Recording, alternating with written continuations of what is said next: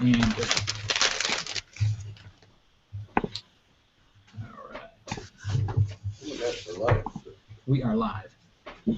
On this episode of the Culture Smash cast, we have 4 dogs in the house. You excited? Sure. You should be. Steven, I, for one, am excited. I don't know about Nico here. I'm excited, but just because I'm distracted by your misspelling of studio on the script. That's actually the most excited I've seen Nico in years. Okay, shut up.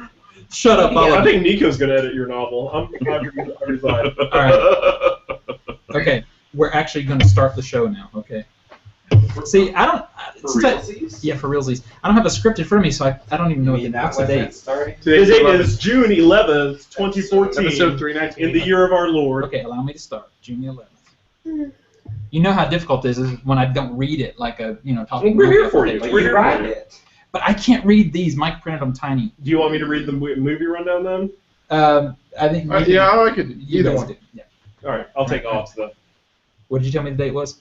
The 11th. Okay, good. That was odd. I didn't say that one. Laughing at us. Okay, here we go. I don't blame y'all. Can I start? No. It's a Culture Smash cast, episode 319 for June 11th, 2014. I'm Stephen Lackey, editor of CultureSmash.tv. To the right of me. Nicholas Qualls, contributor to CultureSmash.tv. On the far right, Dwayne Pate, contributor to CultureSmash.tv. a.k.a. Neck Pillow Man. Neck Pillow Man. On the left, Oh, that's Mike Young, contributor to CultureSmash.tv. I want to know if we have to hit 400 episodes before you stop being surprised when it's your turn. Well, I momentarily forgot which was left. On this episode of the Culture Smash Cash, Oh, blew it. Mike remembers his name. That's where I was going to say. All right, Can I have some Culture Smash on the cash? sofa. Nathan Savino, contributor to CultureSmash.tv. Got a new giveaway. Catherine Holder, contributor to CultureSmash.tv. And last but most irritating, Zach Martin, contributor to CultureSmash.tv. I just want to think. I think Dwayne hit on something. I think we should have Culture Smash cash. Culture Smash Cast. yeah, what would that be? Would no. that be Is like, that like a big would that Bitcoin? be? No, we can't do Bitcoin. That is It would be Super Mario coins, right? No, It's You'd have to Monopoly bust your money. head on a block to get it. Are 8 Bitcoins a Bitcoin? Is that a thing? Is that a thing? It might We should be do that. It might be a thing. All right, and we've got some guests here. We'll finally get to them. Let me bring their camera up. Guys, you want to introduce yourselves? Hey, my name is Joe Burke, Oliver Cooper. It's good to have you guys on the show. Thank you for Go ahead. I'm sorry. thank you for having us. All right, well, let's bring up the trailer for their film. We'll talk about why they're here. I've got it here for you guys to see. This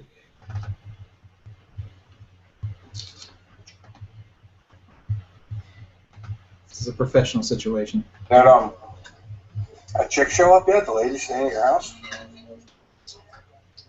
Yeah, she got there last night. Yeah. Yeah. She's married.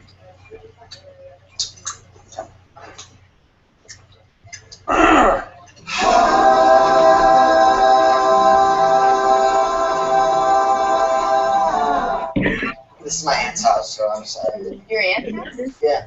How about taking the dogs for a walk?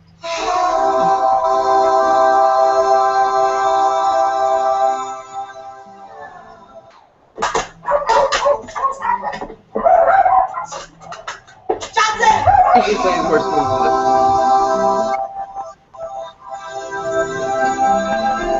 It's good to see you. Yeah, man. Good to see you too. Good to see you. Happy birthday. Thank you. Yeah, Diane's staying with all. Yeah.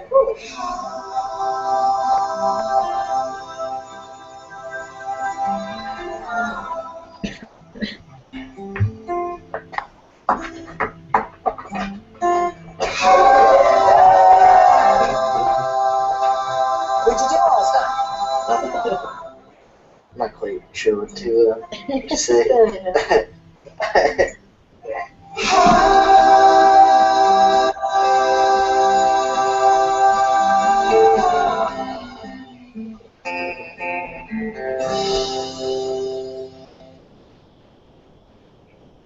All right, so that's I'm not going the. to this birthday party because you got a thing for Ariana. I don't have a thing for Ariana. I like Ariana. I respect Ariana. That's what a thing is. No, that's not a thing. Yes, it is. That's a thing. You have a thing for Ariana. A thing is Like an her. infatuation. That's what you have. I have a connection. Whatever, maybe? Maybe I'll go. Thank you. Okay, there we go. Okay. I hope that played really choppy for us. I don't know if you guys were able to watch that at all, but It's going to play differently depending on your bandwidth. okay, Hopefully, maybe we were able to enjoy that. Yeah, Yeah. once it goes on YouTube, it's the actual regular recording as opposed to the streaming version. It's gonna look great. It'll look Oh, fine. gotcha, cool. And of course, everyone can go see it at 4dogsthemovie.com. right. Yes, that's right. All right, so why don't I'm going to bring your camera up here. Why don't you guys tell us a little bit about the movie? Sure. Oliver and I, we grew up together in Ohio, and we have a history. We both ended up in LA, and we made a bunch of short films. And then one day, we kind of decided we wanted to make a feature film. And Oliver was living with his Aunt Becca in Encino, California at the time, where we kind of decided to make this movie 2.5 years ago. And we ended up kind of writing a movie sort of around a real-life situation of him living with his aunt. Now, the movie's all, we wrote the movie. It's all, made up and stuff, but we used that inspiration of the real case of him living with his aunt to write this movie called 4 Dogs about a week of life with Oliver living with his aunt. I don't know. I'm pitching it terribly, but it's a really good movie. I'm actually glad you said it's all made up, because the first thing I was going to say is, how much did that prostitute cost? I did the tripod. $300. Yeah, It was awful. Yeah, she was just there on the day of shooting, so he decided to write her into the movie. I, for one, am extremely jealous. I'm just going to say it. So Her name's Jenny Batter. She's a great actress. She's a friend of ours. She's actually a really talented actress. She's great. She killed that role. Yes, shit. yeah, that was so. Would you call it a character study? Is that what you guys? Would you say that sort of? Because it's not really the kind of Absolutely. It's end. It really is just a snippet of time, right? Yeah, it's just a week of life. It's got 4 main characters, and then really Oliver and his buddy. Oliver's the main character, and his buddy Dan, played by Dan Bacadol, who's a hilarious actor, plays Oliver's best friend. It's really kind of a buddy comedy with the two of them, and it's sort of this mundane kind of going through life sort of week, but there's a couple fun things that happen. It's about life, and it's about kind of finding yourself, and it's just kind of an interesting voyeuristic movie that I think is very honest and truthful and authentic, and has a lot of laughs in it, a lot of heart, and it's cool. So you guys pretty much did it yourselves, right? Like all the way down to like the funding of it and everything, right? Or did you go out and find funding for that one? Yeah, we raised the money all ourselves through our friends and family and people we knew in the business, and we cast everyone who was cast was a friend of ours.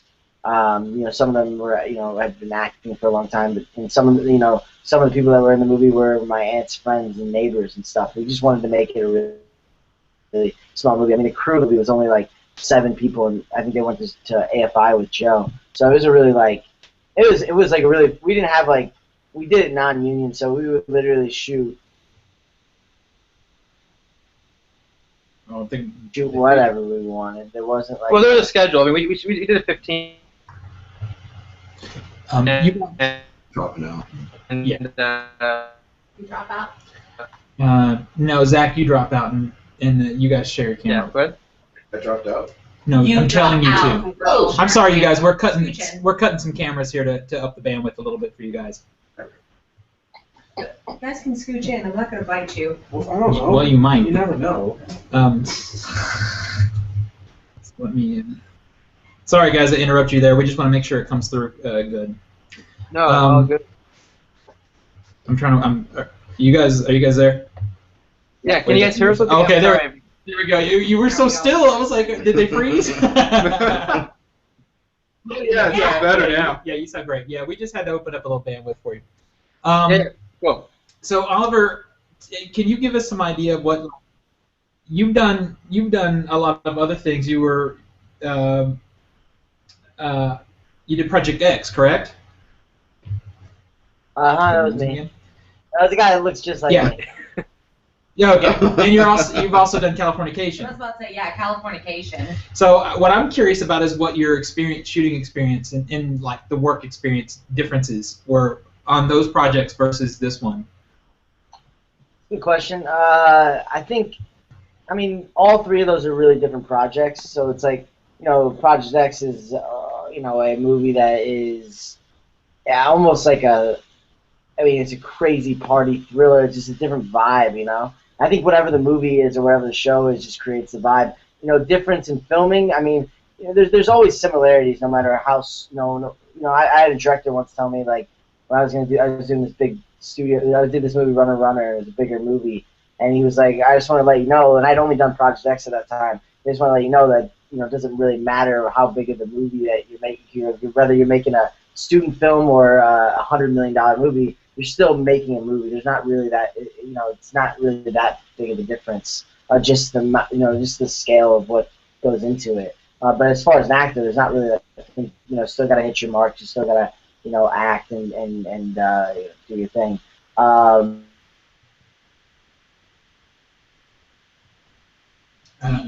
Yeah, I think they Do you had. need to jump out? No, I think that it's on their end because we're really not using a lot of bandwidth now. That's a little bit more involved in creative than other things I've done, just because those are bigger projects, and you're coming out as almost hired help. Cool. So, do you guys have questions about the movie? I have a technical question because I'm a nerd like this. Did y'all shoot on digital or film? It was digital. We shot on the Arri Alexa camera, which is a really cool camera. It's kind of a newer camera. Nice. Yeah. Yeah, we do some filmmaking too. We're nice. Yeah, we're a little jealous of that. Yeah. Do some filmmaking? Yeah, we do a little bit here and there. Because a part of me is like, I really want to use that camera. Yeah, it worked out great. Our buddy Todd Banhazel, who was our cinematographer, actually owns the camera, so we got to use it, and he's like an incredibly talented guy, so it was a lot of fun. Finding a talented cinematographer can sometimes be like finding a talented drummer because they already own stuff. Yeah. Right. You're set, right? Exactly. Did you have a question, Catherine? Yeah, for Oliver. I loved little vignettes where you were just playing around in the house because as they said, we film some, I act some, and I find myself doing that. But what I wanted to ask was, because you said this was based on your life pretty much, had you already come up with all of these, and you guys were just like, oh my gosh, would it be so funny if you put that like old Jewish lady in there, or did that come organically from the script? I think the idea of me running around the house and doing characters is definitely, I think almost probably one of the things that is most like, sorry, my phone's going off, is most like me in real life. I definitely took that from my real life, and Joe and I had done this little silly character named Lois Levine, who's an old Jewish woman, and we had done it as a web series, and we took it really seriously though, and we were trying to make something. We thought we were making next Pee Wee Herman or something, and so we were like, oh, it never really was that great, but the character we always liked. So we kind of took that and involved it in. We thought it would fit well inside of Four Dogs, and then we had done another short film prior that kind of inspired the way we shot the movie. It was called Rick White. I mean, you can watch it. I think it's on Vimeo. And that was the way we shot it, inspired it, and it was literally just me kind of It was kind of like, what does a guy do when he's bored at his house? I thought that was kind of interesting, and especially, so like when you're really bored, I play in front of the mirror and I do all these characters because I have no friends or whatever, I have no one to hang out with. Imaginary characters, I get it. Imaginary friends.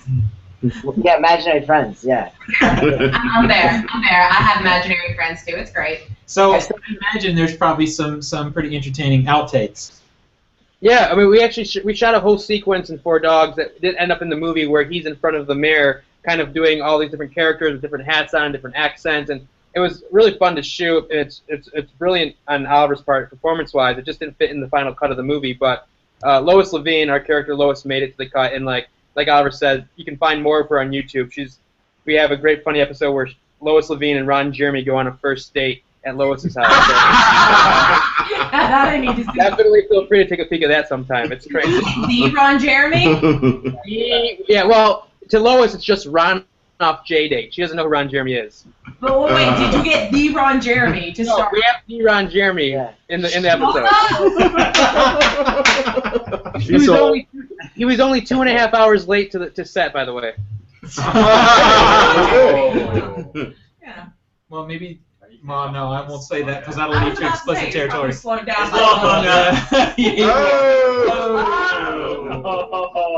Yeah, that's probably the best way to handle. He seems like he's always eating to me, and I've not seen a lot of him. He is always. Seems like he's always. He ate my aunt. My aunt didn't. My aunt actually wasn't familiar with him, and she was at the house. And then when we would do the show, we shot at her house, and she would cook for the guests and stuff. I like make brownies. Kugel. Whatever. And Ron ate everything we had in that house. Hey, did you eat brownies? Right, exactly. We had this plate set up that was like my character Lois had made dinner for Ron, and we had like this chicken that had been sitting out for hours. We told him this. We're like, hey, Ron, this is just for show. We don't. He ate that whole. I swear there wasn't a piece of meat on that bone.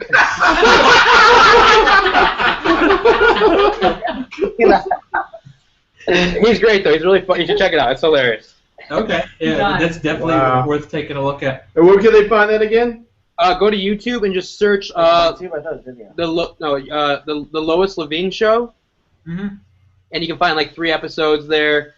We didn't put all of it. We took some of the episodes down. We left like 3 up there that are really funny, including one with Ron. Yeah. Oh, nice. Levine, Levine. Do you guys? I don't want to monopolize. Does anybody else have questions? I have a question. Was there a specific? I'm in Ireland. Oh, okay. Was there a specific message that you guys wanted to come across through this feature, or because I took away a couple? Was there like one focus you guys wanted to come across? I mean, I would love to hear what you took away. I mean, for us, it was we wanted to. I mean, as a filmmaker myself, and the short films I've done and stuff. I've done a bunch of short films over the years. I like making stuff that feels real, honest.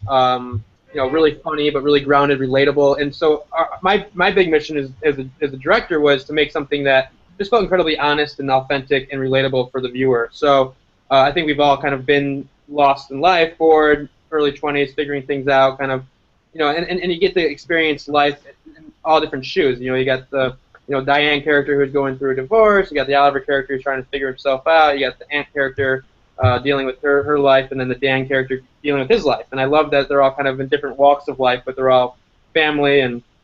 But it's all like they were kind of going through the same thing too, because what I took from it was like there's times where you feel like life is standing still, and there's just no progression. And it seemed like all the characters were kind of stuck in that, only in a different way. Yeah, it's true. Yeah. Very true. Oh, that's great. That's great. Yeah, and I mean that's sort of maybe just sometimes life in general, of course. Yeah. Well, that's what we wanted to do with the movie, was make something that was completely, as mundane and realistic as it could possibly be, with characters that we thought were interesting, and that was it. I mean, we weren't trying to obviously make anything other than that. So. Interesting. So, who would you call influences? Like, I'm looking at the film and I'm thinking about different filmmakers. Who would you call? I mean, for real, I would say like Richard Linklater. Cameron Crowe, Sofia Coppola, Noah Baumbach, these guys who have made, Alexander Payne, these guys who have made movies that are very funny but very honest and real, and that's sort of my favorite type of movie to watch. Or Paul Thomas Anderson, who I love. Punch Drunk Love's probably my favorite movie, to be honest. It's the only good Adam Sandler movie. I'm just saying. Hey, I'm not Spanglish. No. I like The Wedding Singer. Oh, I love The Wedding Singer. I'm sorry. I do love The Wedding Singer. Great. Once again, this has devolved into an Adam Sandler fight. Yeah, it always happens. We'll be punching each other in the hallway Punch post-show. Drunk Love punching each other. Hey, sledgehammer to the window. Airheads. Oh, Happy Gilmore. That's not a good movie. All right. So we were. Hey guys, do y'all want to weigh in on your favorite Adam Sandler movie? Punch Drunk Love. All right, so I do want to ask this. We were discussing this in the pre-show, actually right before you guys showed up. The little things that probably just came through based on your budget or the way you had to shoot. Like the house that you were in felt like just somebody's like like this lady's real house. I mean, It felt like somebody's aunt's house. I felt like I was in my aunt's house watching the movie. exactly. I mean, that's sort of the beauty of the film for us, is we designed a movie around Oliver's aunt. So Becca Goldstein, who acts as his aunt in the movie, is Oliver's real aunt, and she's never acted before in her life. This is her first time acting, and she's just so good in the movie, and that's her house. She actually grew up in that house. She's lived in that house her whole life. Her parents own that house. It's got so much history, so much texture. We wanted to capture that. We wanted to, you know, and as a filmmaker, I wanted to kind of we shot this movie after Oliver shot Project X, but before Project X came out, which is, you know, his big first studio film, it's really his first movie period, and I wanted to capture sort of this innocence of Oliver living with his aunt before the hoopla of Hollywood kind of bombarded our lives. And you know, and there's such a sincerity to it all, and like, you know, Oliver really. I mean, I literally would get there in the morning at 7 a.m. with the camera and my buddy Todd, who's shooting it, and Oliver would be sleeping and would be like, "All right, Oliver, when I say action, you're gonna wake up," and he'd for real that day wake up in the shot. And that's how we made the movie. You know, it was just, we wanted to really kind of border this line of like what's real, what's honest, and like still make a movie, but really tap into this like authenticity that's in the house. But it really turned into that, especially like the thing that we were cracking up about was that every time somebody would come in or out of the shot, you'd hear the door alarm, like the house alarm. Yeah, it almost became like a character in the movie. It was fantastic. Yeah, I love that. Kind of thing. So, you guys have other questions? I don't really have a question. It was just, you really did truly nail that authenticity, that naturalistic. It was almost voyeuristic. You almost felt like you were kind of like poking your head around a wall in somebody's house. It's really it was amazing performances you got out of the actors. Oh, I have a question. No, the voyeuristic thing was, you know, fly on the wall was really something we thought about. It was like, that would be cool. Like, because everyone who, no matter where you are, like, I mean, I know if I'm at the mall, I'm staring at people, and everyone wants to know what everybody else is doing in their life. So this is the ultimate, like, you want to see what these people are doing, you're going to be a fly on the wall. Well, you know, one place I thought that worked particularly well is when we see Oliver dressing up, and you kind of get the feeling you're not supposed to be seeing this, but then Dan comes over and you realize, oh, okay, so this is just a thing that does. Because we had the feeling that Diane was going to come to catch him, but then it's Dan, and it's just like, oh, okay, so nothing shocking here. So I thought that was good. And I also want to say the other scene that I really loved was the visit to the drug dealer's home. Oh, yeah. Yes. That was so great.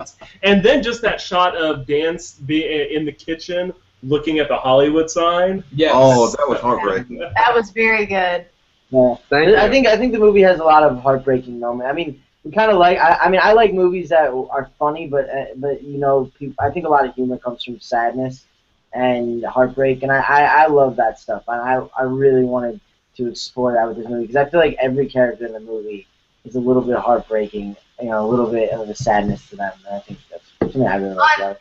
On part of that note, I have a question. Why did y'all have one of your dogs die? One of the dogs die. Oh, I know that would have bothered you, Brooke. Oh, God, it bothered me so bad. My boiler tripod. I know. I thought that was that was a way to get, you know, I thought that was a way for him to have change into, like, right? I mean, when you said that, Joe. Yeah, I mean, I think it's just, I don't know. I mean, I think there's like a lot of, the idea of death is in a lot of the work kind of explore a little bit. I don't know. It was just another thing that I thought could happen that would just be another event in his life. You know, there was no real reason other than just like it just kind of made sense for the kind of movie we're making to maybe have something like that. And unfortunately, one of the dogs really did pass away 2 weeks ago. The little Randy, the little brown dog, the little small guy. He was old. He was 18 years old, so he lived a long life. But he did. That is a long-lived dog. Yeah, he is. To me, that's Okay, I have one more question. Oh, we got Brooke fired up now. Go ahead. I know. I'm sorry. Okay, I have one more question, and this is like one of my pet peeves, and I don't know if you made it, if you did this for I know where this is going. more realistic, but why on earth did the main character smack every time he ate. That is one thing that the whole Oh my goodness. and I'm just being real. I'm just being honest. Wow. I don't think we would, have any. I'd probably drive you crazy in real life. We'll go out to lunch with you. We'll tell you all about it. That's what we should do.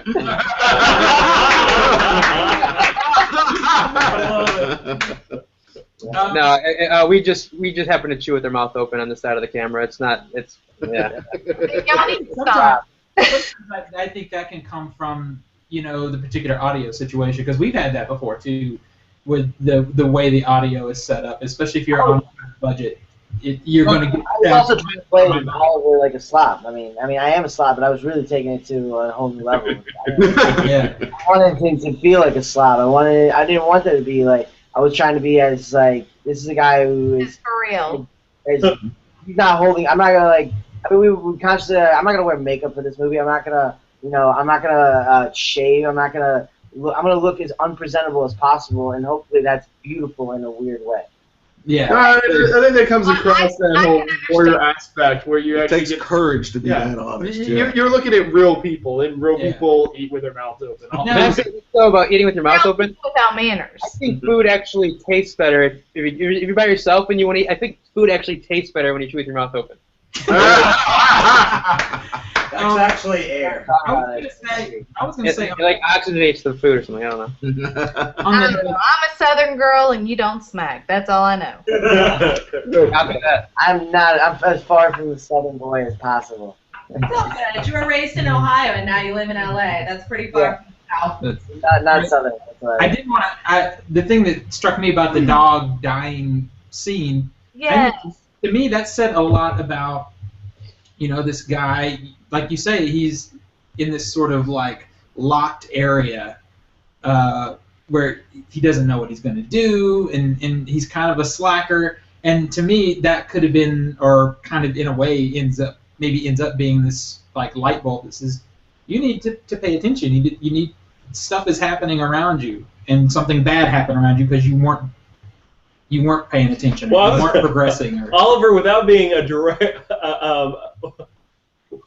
Without this being a comment on you, Oliver in the film, I would trust him with 4 dogs. Actually, yeah, he did go get the dog food, and he did do those things, right? But he had to be told a lot. Well, he had to be given direction. Yeah. And I think a young version of me. Well, I'm young now, but a very young version of me. When I moved to LA with my aunt when I was 18, and I was, I was irresponsible, and I didn't let a dog die, but that was pretty how things would have gone, and I kind of just tapped into that, like, I was, a kid who smokes, all he does is smoke weed and sleep and put on women's outfits. He's not gonna do much, he's not getting much done. So.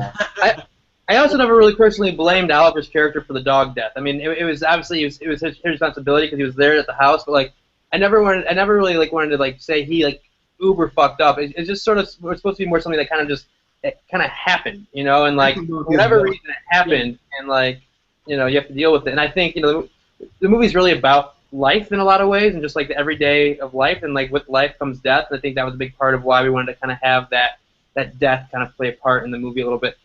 Which, by the way, I'm assuming now that everyone is watching this knows that the dog dies at the end of the movie. So. But still, yeah, that was probably a mistake. We kind of let the spoilers, Dang boys. it. Out of the bag. But kind of it does.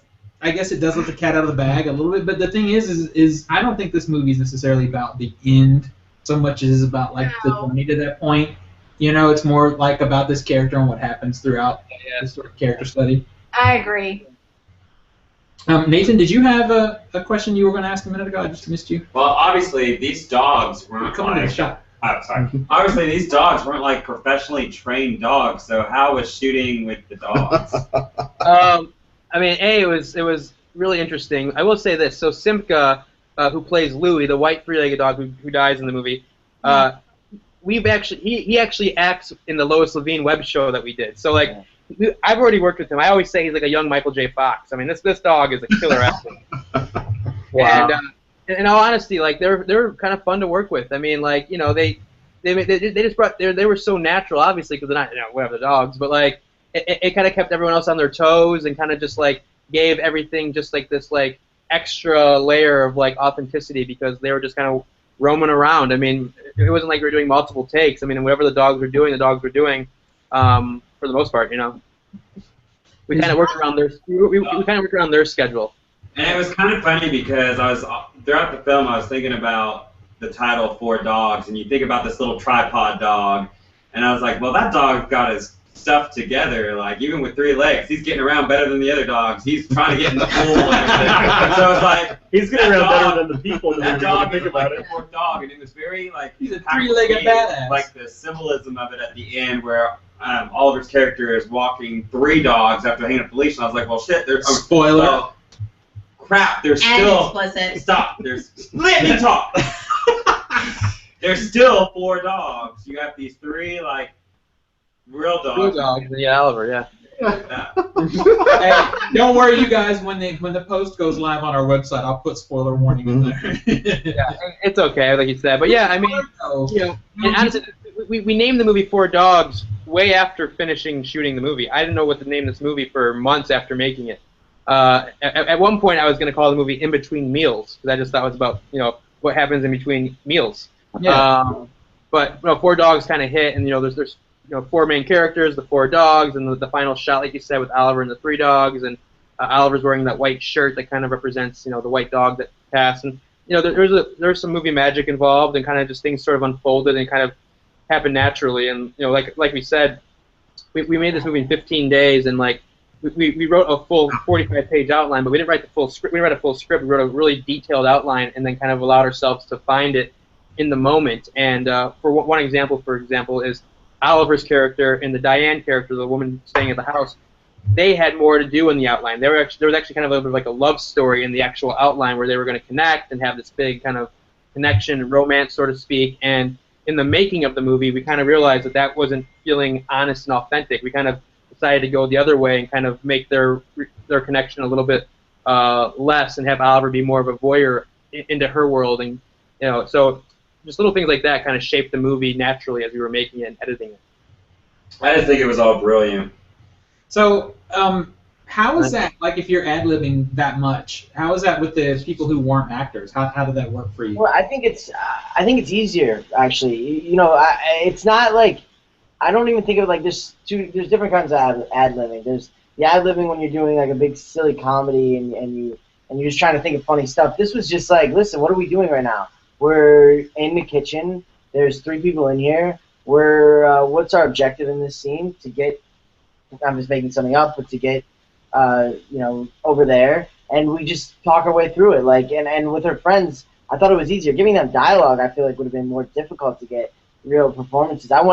Sometimes I just wanted them to talk about, going to the sushi restaurant down the street and just like, feel like it was really happening and real. Like that's all. And I will say this, because what we did some of the times is we would actually set the camera up, and then myself and Todd, my cinematographer, would be like, "Listen, guys, just keep talking, do your thing. We'll be right back. We have to go outside and get a battery for the camera, or whatever." Like they didn't know the camera was rolling, and so we did that a couple of times, especially in the morning scene when the neighbor's over talking about going to get sushi and Oliver's in the kitchen drinking coffee.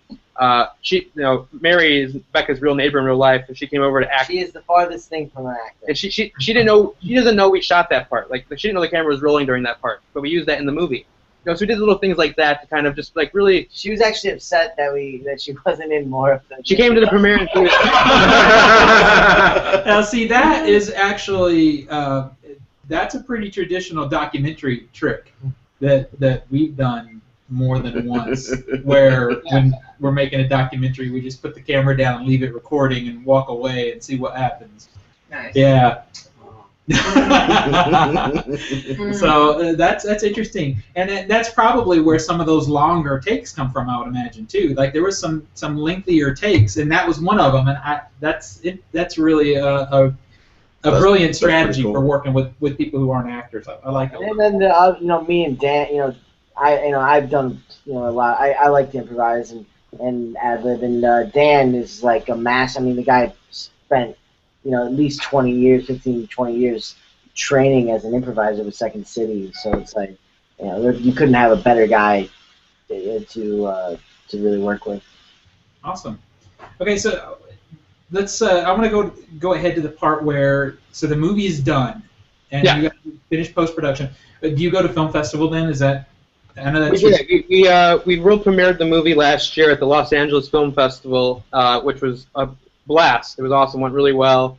And then we didn't really do many festivals though. We had our big world premiere at the LA Film Festival, and then we kind of just sort of didn't really do many other festivals. We submitted to a couple other ones, and it's weird. I don't know how festivals work. We didn't even get into the Ohio Film Festival. We're from Ohio, so like who knows, right?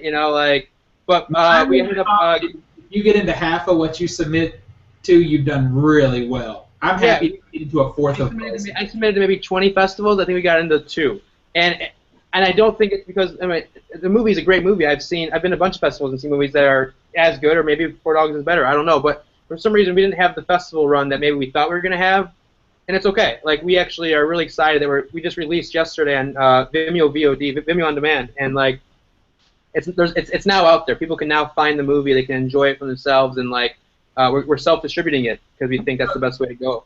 That's what I was gonna get to. Is I'm sure probably when you finish this movie, you didn't have any thought of that kind of distribution. Were you thinking you would? Warner Brothers wanted to distribute it. What's that? I said Warner Brothers was thinking about releasing it after Hangover 3. Nah, I'm just kidding. No, I don't. We didn't really know. We had a sales rep, and we were like, we were seeing what was out there and the best opportunities. But I've talked to a lot of people, and as you know, about like distribution. And the truth is, I had a lot of friends who premiered at huge festivals like Sundance and South by Southwest, and for the middle of the road movies, the movies that don't have huge stars. Now you go to Sundance and Robert De Niro is starring in an independent film. But for the movies that don't have the big stars, it's they're selling their movies to companies, and they would never see a dime of the movie, and no one ever really knows what happened in the movie. It just gets lost on iTunes, and I was like, I thought it was better for us to self-distribute it and get it. Why not just have the movie in our hands? We own the movie, And I kind of inspired a little bit by Louis C.K., who's a huge name, but he releases his own albums on his website. He released a movie that he made 20 years ago on his website. I mean, I think that's the way of the future. I don't know why give your movie to these these hustlers, these little middle-of-the-road companies that are just going to shelf your movie because they don't want to put any money or advertisement or help you in any way. They just don't care. If it makes money, then they get paid. You'll never see any money. They just don't care. So, did you guys actually decide this between the two of you and approach Vimeo, or We did. Oliver's brother Jason, who was a good friend of mine, obviously his brother. We're all right friends. I'm better friends with his brother. He used to work with a girl that works at Vimeo on Demand in New York. So he introduced us, and I sent them the movie, and they loved it, and they're like, listen, they just Vimeo on Demand just launched last year and then like Joss Whedon had his movie on there 2 months ago that premiered called In Your Eyes, and that kind of got Vimeo a lot of attention, and they kind of gave us the same sort of embrace. They're kind of like, they love Four Dogs, and kind of gave us the love that we needed to kind of get it out there. Yeah, their excitement was kind of what was like, all right, let's we were like, we should go down this avenue, and then their excitement was like, oh, this is this is a really good idea. Like they And we don't lose anything. I mean, we can still go to iTunes, Netflix. We can even go to theaters. Like we still own the movie. It's a great platform for an independent filmmaker like ourselves to just release our movie and set our own prices and to say, hey guys, here's our movie. Buy it, rent it, whatever you want to do, and there's no consequence. It's just a great way to have a place for people to go find your work. So yeah, I know we're a smaller crowd, but there are those of us who are like bonus feature hounds. I want to see making of, and I want to see extra scenes and stuff like that. Commentary tracks. So with that sort of release, you don't get those sort of extras. Is that something you can do later as an add-on, or how? Yeah, I mean, we're not going to be able to do a commentary track per se, but like if you go to like Vimeo on demand website and you find 4 Dogs, it's not up there yet, but I can actually add special features to that page. So like I can add some behind the scenes videos. I can add. We did his character Lois Levine. We did a really fun promo last week. We went to downtown Hollywood Boulevard, and he's walking around as Lois with the dog, handing out flyers saying, "Watch my movie, watch my movie." It's really funny. You can find that on Vimeo. I'll post that on the 4 Dogs page on Vimeo tonight, so you guys can find it there. But yeah, there's some special features. We have a cool special feature of the photo shoot for the poster that we did a few months ago. We did the poster shoot. We took some home video and like. So there is a way to actually put some of these special features on our Vimeo on-demand page, which I have not done yet, but I will do that. Man, I think once you start seeing those sort of special features hit digital distribution, that's when you start to see the end of physical. I agree. I feel like Netflix should start having it now, where you can actually watch special features and trailers and stuff on Netflix. I mean, right now I feel like you watch Netflix streaming, you still can only watch the movie, which. That's going to change very soon. I'm assuming. Like yeah, they've done. I think House of Cards. I think had a commentary on one of the episodes. Oh, did they release? That's smart. Long after the release, but that also gives you more opportunity to go back and revisit the material. That's true. Just like what they're doing with putting the special features on Vimeo after the movie, get people to come back. Yeah. Yeah. Vudu has a thing with a lot of their movies now. If you buy the movie, there's like bonus stuff. Well, if you've noticed on Redbox, when you rent something, it's special rental copies that don't have any stripped of that. version. Yeah. So you watch the movie, you like the movie, hopefully you Some of buy them you feel like you get a DVD from Redbox feels a little seedy, like you're afraid it's going to come out with the Maxell logo on it or something. You know what I mean? Burned while you wait. That's right. It's like Columbia, those Columbia tapes from the 80s. Exactly. Columbia House. Guys, Oh, what's the address? What's the best place we can send people to get the movie? I would probably say the best, easiest place would be 4dogsthemovie.com, and that's FOUR, number 4, 4dogsthemovie.com, and people can watch the trailer there, and there's also a button that says Buy Now, which will take you to the Vimeo page where you can either rent the movie for $4, you can rent the movie, or you can download it and own it forever for $7. And we would love people to check it out. It means a lot to us, and it just came out yesterday, so you guys are the first people to really see the movie. That's awesome. I think y'all did a really good job, and I think you did a good job of making it look really real. Thank you. Yeah. So, what's next? What's next? I said smacking and all. You made it look Smacking and all. real. Oliver's got some fun projects he's working on. He's doing a lot of fun stuff as an actor and some fun stuff. Yeah, I mean, I'm on the show Californication right now, and I'm shooting a pilot for Amazon. Next week I'm leaving, and so yeah, just trying to keep working as an actor. And I'm just trying to figure out the next. Now that 4 Dogs is finally released, I can wash my hands of this a little bit. I'm gonna try to start writing the next one. That's great. That's got to feel good in a way. Well, I mean, we produced this ourselves, so really from beginning of raising the money to releasing it yesterday, it was Oliver and I, together producing this, making this, really happen, and it was more him than me, but there was no one else doing it. I mean, I made the trailer, I made the poster, I edited the movie myself. It was just really kind of an uber passion project that took about sort of 2.5 years or so from start to finish, which is not crazy long, but one-man show.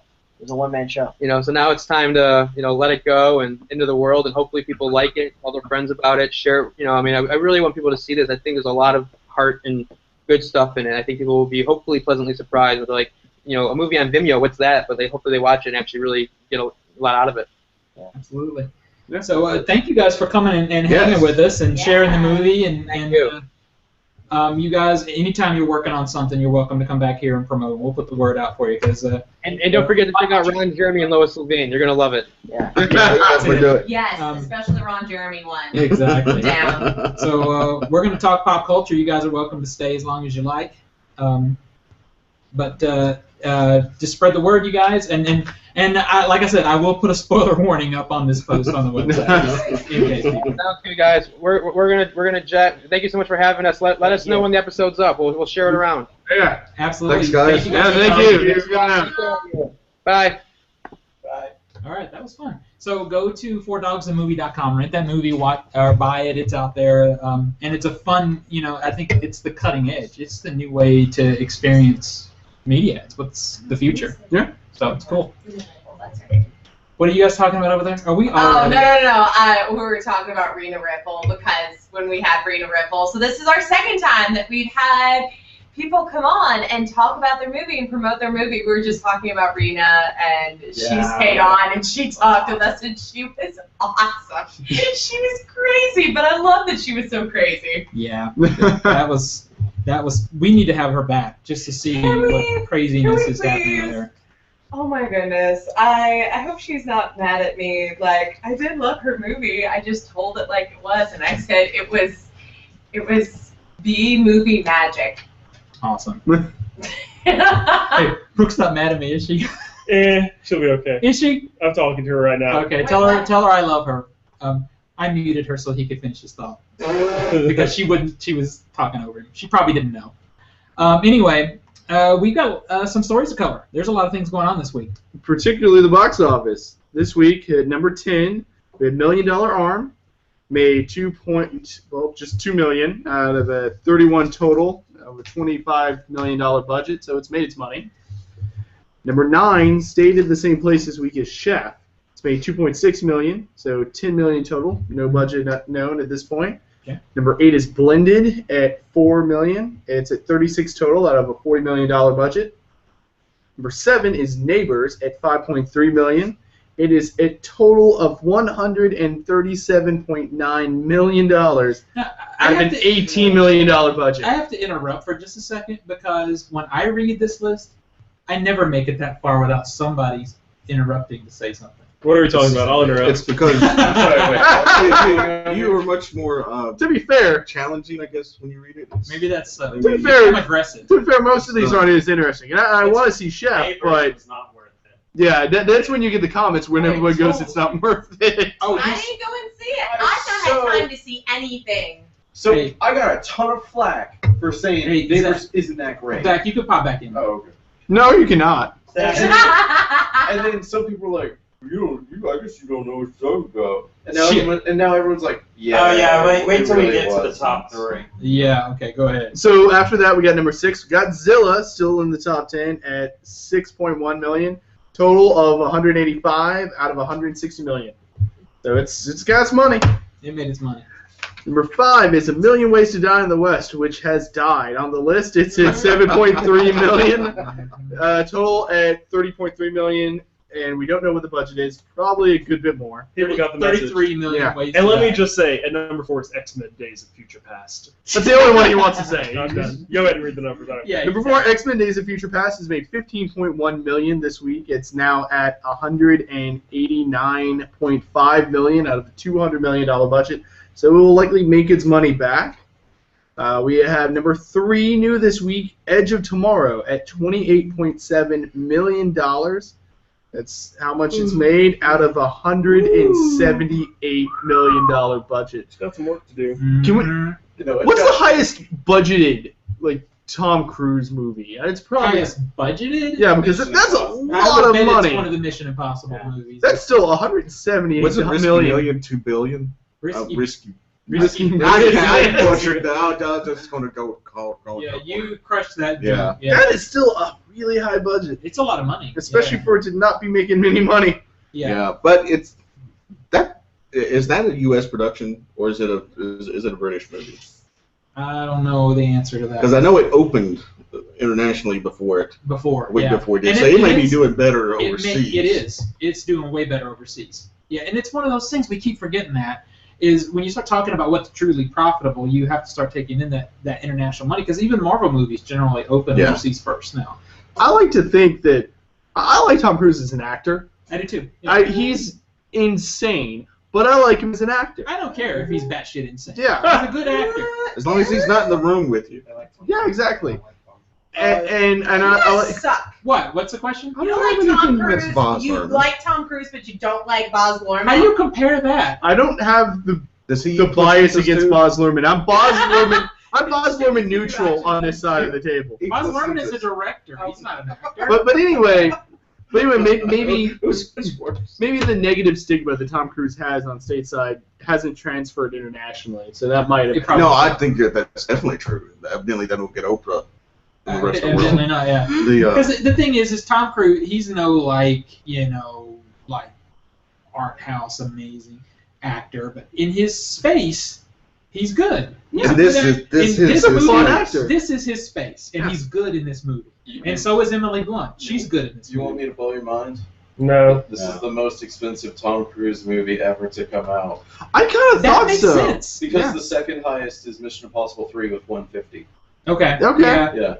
Yeah, but wait. What about inflation? Well, No. This is don't. That's we're gonna be here a while, so let's move on. Yeah. Number 2 is Maleficent at $34.3 million. It's made a total of 128 out of 180. So that makes it Maleficent. Maleficent took number 2 over Edge of Tomorrow, Steven. How do you feel now? She's got a good point. If you remember last week, I don't have a dog in that race. I don't own either of those movies in our film ball game. I feel quite depressed. Yes, I do. Oddly enough, speaking of our film ball, the number 1 movie isn't even in it. The Fault in Our Stars opened at 48 million. That's the opening amount, total amount right now, 48 million out of a $12 million budget. Here's what happened with that. 4 times its budget. Yeah. Alan actually asked me on Facebook why Neighbors and this movie were not in our game. Well, number 1, they don't fall in our genre of choice. Neither of those movies really do. Neighbors kind of does. Yeah, because if you had 22 Jump Street, it would have made sense. My intention was, we were going to do the wild cards. I was going to put those 2 movies in a hat to draw for the wild card bidding. So that's mine. But we never did that. We didn't do the wild card bidding, so they're out. Because I would have bought Fault in Our Stars, and I would have had money. Can I use the money that I spent on Jupiter Ascending? Yeah. Good luck. Can I use my leftover money? Has anybody here read Fault in Our Stars? I've read it. How is it? I like it. It's a really good book. The characters are well done, really fleshed out. It's definitely portrayed, particularly in the promotional material, some kind of like teen sappy romance. Are there wizards depressing. and magic in it? No. Was the only thing I know about The Fault in Our Stars is I think I saw somebody reading on Orange Is the New Black. Yeah, that happened. I saw that. I'm like, holy crap, that's reading that book. Wait, can I tell my Orange Is the New Black story now? We might as well. We have to be very careful. No, this is just something really funny. Okay, so. It might spoil if someone's reading the Fault in Our Stars on Orange Is the New Black. It is not going to spoil a single thing. This is just something really funny that happened. So, one of the moms at the preschool that I work at, we were talking about Orange Is the New Black, and she said, oh my goodness, I was in Dillard's the other day, and you will not believe what happened. And I was like, oh gosh. She started like talking smack about it or something. She's like, no. She was talking to the saleswoman, and she's like, I just don't get this whole Orange Is the New Black thing. Orange does not go with anything. I fell out laughing. Wow. I wish you would have been there. She's like, I love it. Wow. Walk away. I was like, I wouldn't have walked away. I would have laughed right in her face. To see, no spoilers. There you go. I think she's confused because orange doesn't rhyme with anything, but it goes with something. It's true. Well, it does rhyme with sporge, which is a kind of Welsh potato fork, I believe, but nobody ever uses that word. So anyway. Ridiculous. Isn't orange like there's not a word that rhymes with orange, is there? No. Sporge, which is Sporge, is that actual word? I think he made it up. I don't think this is a real thing. I agree with Nico on this one. All right. About scores. So, opening this weekend, we have How to Train Your Dragon 2. Rotten Tomatoes has it at 94%. Yay. 22 Jump Street also at 94%. You better get my money. And The Signal at 50%. That freaked me out that both of those movies are at 94%. I'm So pretty crazy. sure How to Train Your Dragon might take number 1. It will. I will get in my mind. $400 million. I'm going to spend like $18 to go to the IMAX. I need it. Obviously. I just need Planes to be a better movie. That's not going to happen. You keep Obviously. saying that. And I keep being right. I'm going to be right. Neither. So Zach actually saw 22 Jump Street already. Yeah. I went and saw it last night. Hey, go ahead and tear it apart for us. Well, Yeah, this is interesting. for starters, I thought it was quite interesting. The first, literally the first 30 seconds is previously on 21 Jump That's Street. pretty funny. And I like they it already. literally, That's if you awesome. haven't seen the first one, they recap it in 30 seconds. That's fine. And you know, my favorite thing, keeping that thought in mind, the best recap of a first movie. I haven't seen that, so it might be very good. I like in Spider-Man 2 how over the opening credits it shows all the Alex Ross art. That was such a great idea. Go ahead, continue. But it is a complete satirization of the show it's mocking. Which is good, it should be. Yeah. The Hollywood industry and itself in the process. So it's holding guns everywhere and on itself. It makes fun of the actors. Like there's a joke in there where Don't spoil it. No, this isn't a spoiler. But there's a joke in there where Channing Tatum was like, man, I think I should be like defending the president by now or something like that. So if you know his filmography, it's like... Okay. Oh, yeah, because that's a riff on White House Down. Yeah, and I thought it was freaking hysterical. Oh. Do you know how many movies I can actually say are funny? Yeah, because you don't know how to have fun. Including No, Yeah. you don't. This movie, the reason I bash Neighbors and like this one, Neighbors is a one-trick pony. It's, hey guys, you know all these stereotypes about college. Well, hey, we're gonna do them. It's like, oh great, what type of jokes you got? Well, we got penis and fart jokes. It's like, oh great. There's penis and fart jokes? Those are the best kind of jokes. Penises can be pretty funny in the right context. 22 jokes. If Zach had ever seen one, he'd know. 22 jokes. Oh. Yeah, we got 22 jokes. He goes, yeah, we got like 2 penis jokes in there, but no fart jokes, and we're gonna actually have well-written, funny, smart humor instead of going for the lowest common denominator. Well, and it's the guys who did the Lego movie. Exactly, So- and there is a Lego movie reference. Okay. Nice. No. Stop. Very small. Do you remember the last time you said, I'm not spoiling, and you totally spoiled You it? did! No, you're please, Brody, you Now ruined we know. it for me! Now we know we're going Here, to if you don't see the footage, we'll find it. Anyway, that's a spoiler. So now, because you made me spoil that, because y'all couldn't just stop freaking out. What? Why don't you just stop talking and not say things? Exactly. Don't you know better by now? So I think we're gonna move on to the film ball. Actually, we can just. We're kind of running short of time. We can just skip that. No, so a contributed bracket for the film. I got my on and watch.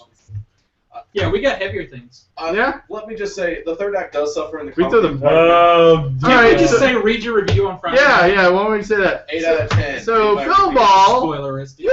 Don't give the number. You spoiled your own review, I you will dummy. spoil the damn movie if y'all want me to. Oh, Stop film it. ball. It's a repeat. I will bother you! I will make So sure. after the final... So, in the contributors bracket, on the first level, Nice. bringing up the rear, Steven at nothing. I like bringing up the rear. I'm good with it. I'm fine with Mike it. at 7.8 million. Then we have Nathan at 128 million. Dwayne at 189.5 million. And Bill at $437 million. Bill is basically almost done. Yeah, he is Basically almost he a is lot of the qualifiers. game leader out of all the brackets. Yeah, he's premature. I told him that on Facebook. I said, you're premature. I don't like it when they're premature. Yeah, nobody does. I'm going to bring up the rear. Told you always. Speaking of that You can do again, it. I'll let you have that position. speaking of that again, in the contributors At 2 least bracket, this is, well, no, you could still have that position even if this is Human Centipede. I'm just saying. in the contributors 2 bracket, it's Catherine bringing up the rear at nothing. Just make it dark all of a It's the sudden. long game. You have a movie opening up this This week. can't be I right. do. This No. can't be right because I have the same numbers as The exact same number as Hector. 28,706. Well, no, it's not. It's totally doable if they have the same two movies. How do they have they're in the same bracket? Oh, well, then maybe you got transposed and I copied it. Uh-oh. So And we'll that skip the never contributor happens. 2. That never happens. And Possible. moving on to the listeners' bracket, it is technically possible Technically that the possible. movies that they have add up to the same amount. Maybe not likely. But The single Awesome. dollar amount. Like, Wouldn't that be awesome if it was? That would be it would be so cool. Yeah. In the listeners' bracket, we have Tina with nothing, which is going to change with How to week, Train yeah. Your Dragon 2. Yeah. I I can't wait until she gets some money because she's going to be all up in the chat room. Yeah, I know. It's I'm next with that same amount, 28 million. Then after that, it is Ada with 158.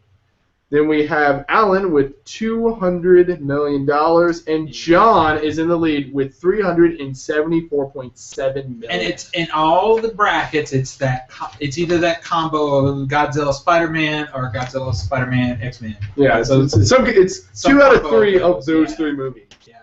But we still have major movies coming out because we also have How to Train Your Dragon and we have Transformers coming out. Yeah.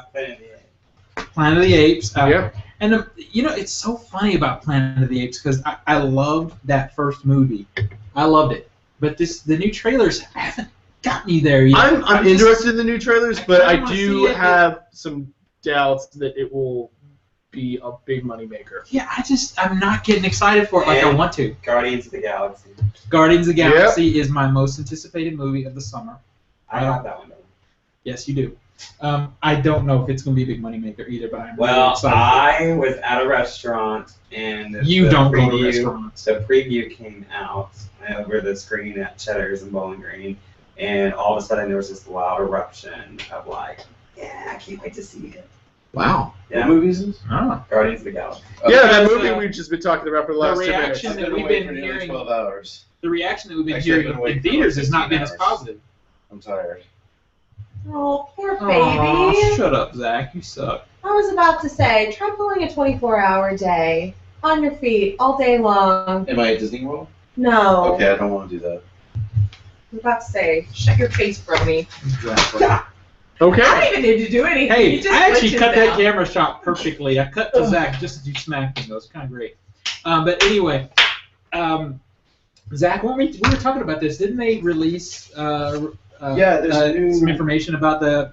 Guardians of the Galaxy, yeah. Apparently, the first article that came out was like alternate footage or special footage for IMAX, and then it's the aspect ratio is going to change for only IMAX. So it'll be 235, Wow. and then certain sequences will be like 178 to 1 or something. Oh, I love it when they do that. Yeah. That's like what happened with Dark Knight, right? No, Dark Knight was full IMAX. This is like... But it's still going to be a jump. It's going to be open matte, basically. Yeah.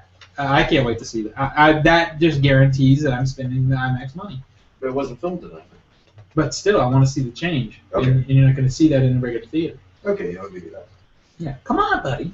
Come on. Keep up.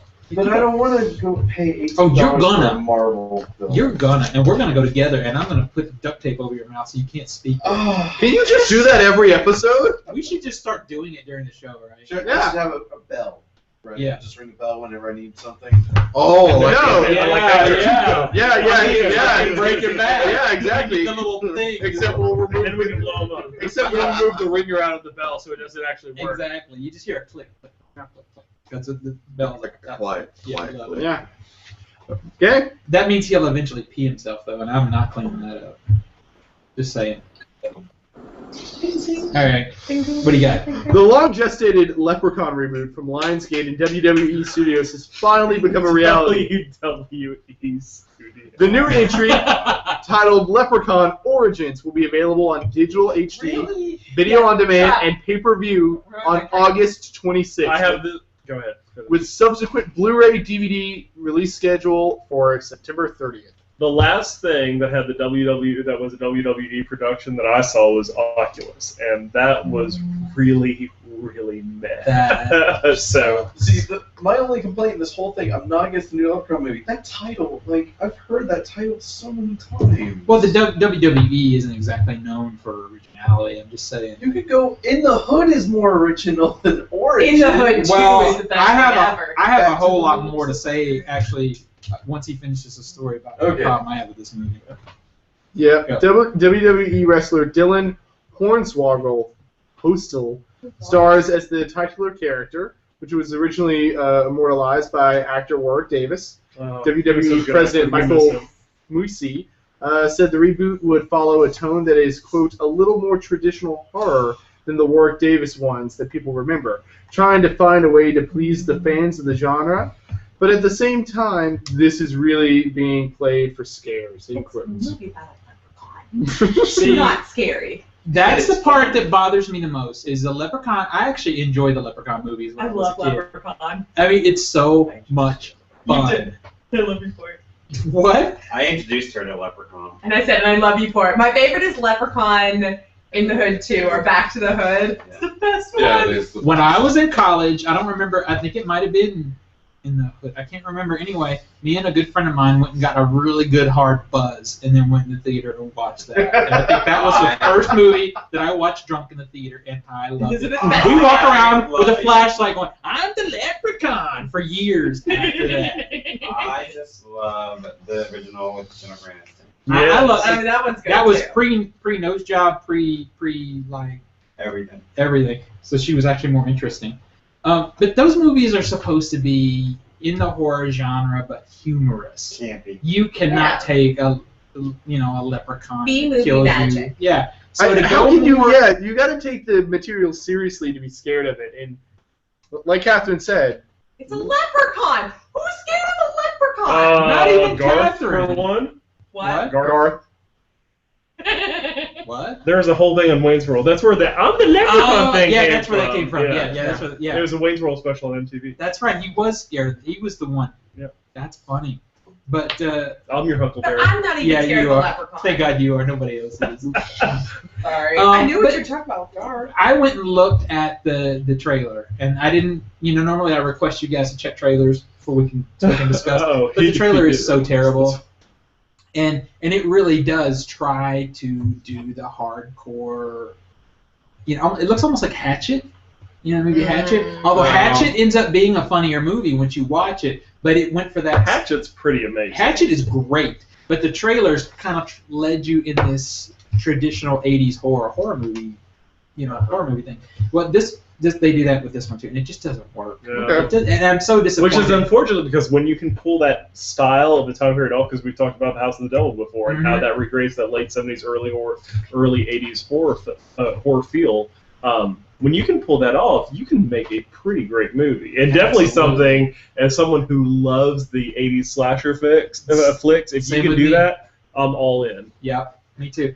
But, like, when you look at the movies that in that era tried to take it seriously, like It's Alive. Have you ever watched It's Alive? I've never seen It's Alive. Okay, It's Alive was a late '70s, early '80s movie I'm familiar about with a it. baby Yeah. that was a killer. And there were three or four of them, yeah. Well, when I was a little kid, I loved that movie, but it made me laugh. It wasn't supposed to, though. It took itself very seriously. And you watch it now, it's like, ooh. That's like Child's Play is the same thing.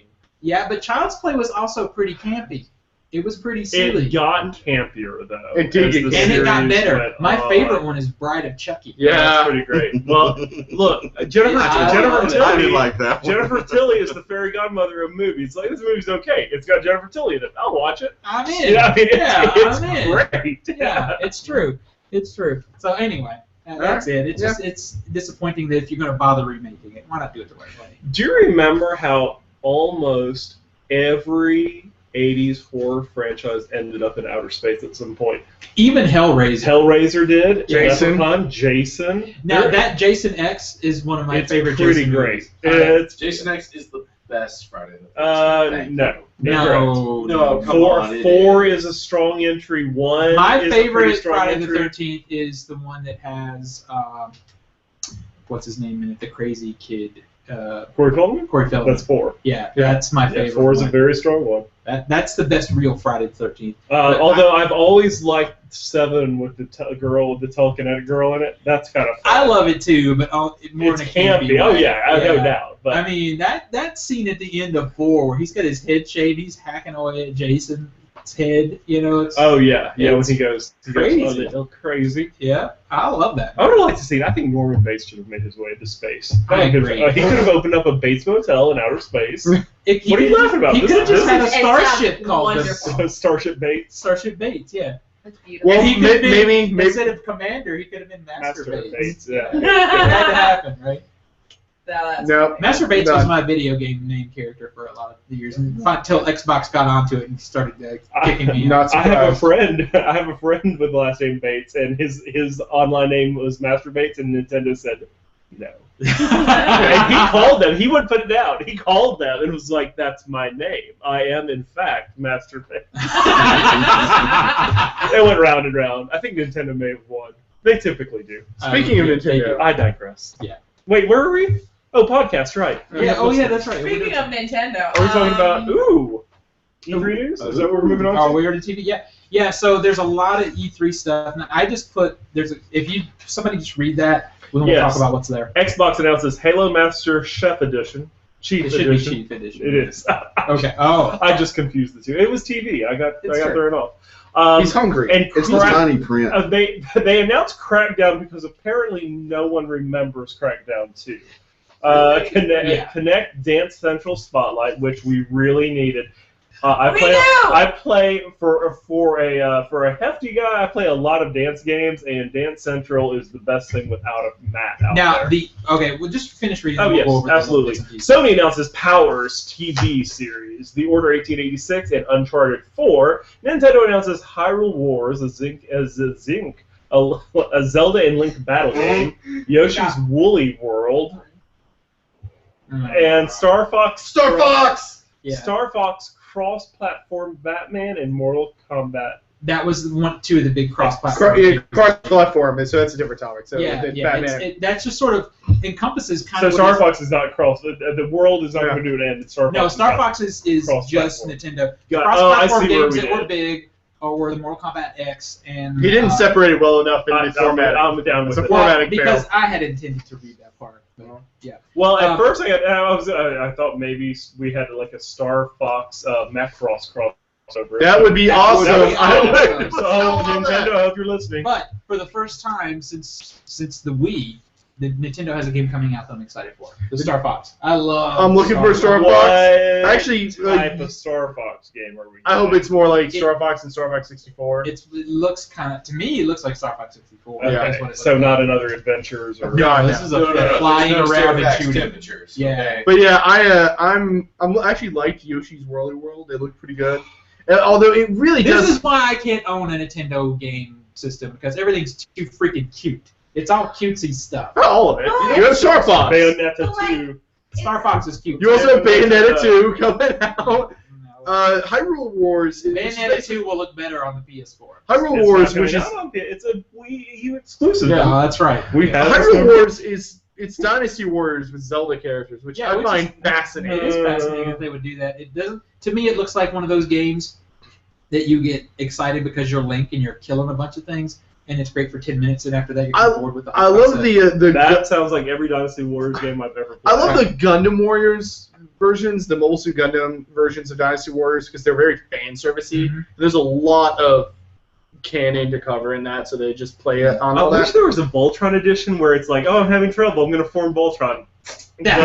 Game over. Beat the game in 5 minutes. I do think the two things that definitely Nintendo got the most noise about that aren't on here. One, Pokemon Snap Wii game. What is this? Not that. One, the announcement of the new Wii U Zelda game that's going to come out in 2016.